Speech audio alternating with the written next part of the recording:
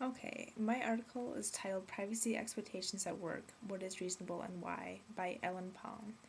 Um, Ellen basically argues that the government needs to be more inclusive in its definition of privacy in regards to the workplace, so that they can create laws that protect the rights of employees.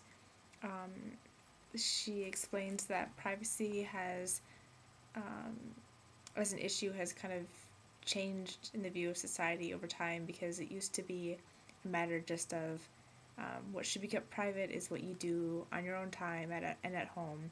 But but recently, with the use of more invasive technologies that monitor employees, um, privacy has become more of an issue in the workplace.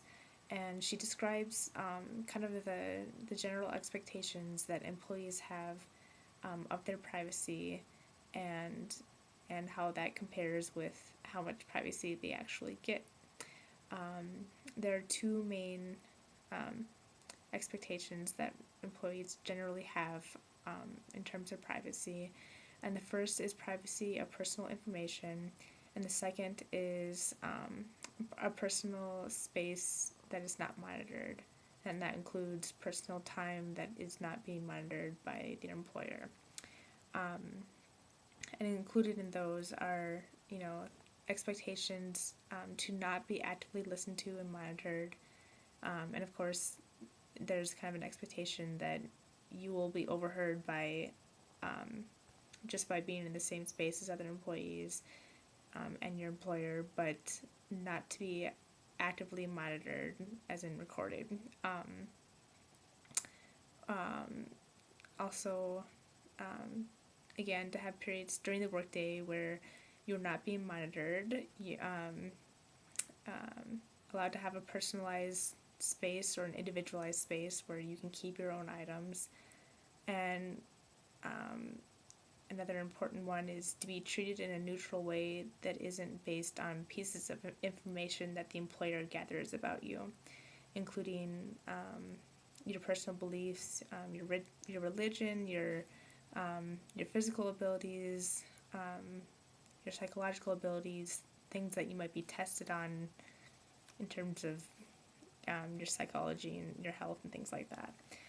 Um, Palm argues that these expectations are not being met as a result of the practices of employers and the technologies that employers are using to monitor their employees. Um, and she says that there's some serious consequences for or from this gap, and one is that there's kind of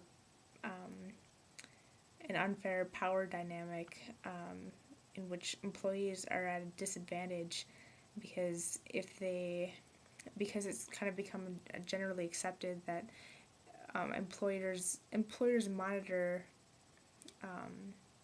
pretty invasively what employees are doing. If an employee tries to kind of stand up to that and advocate for their privacy, they're going to kind of put their job security at risk. And another issue is what she describes as data aggregation, which is basically employers organizing the information that they're gathering through the different technologies like video recording and things like that, or the keystroke where they're counting how productive you are by how much you're typing each minute and things like that. She explains that this is damaging because it's kind of a limited way to judge employees on their work.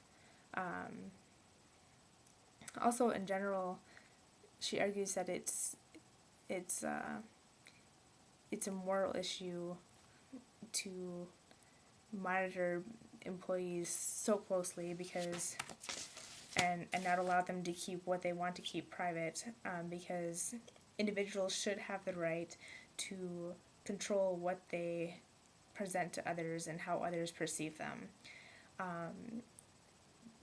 She explains that you kind of create a culture of that's really stifling, and that basically makes employees feel very self-conscious and not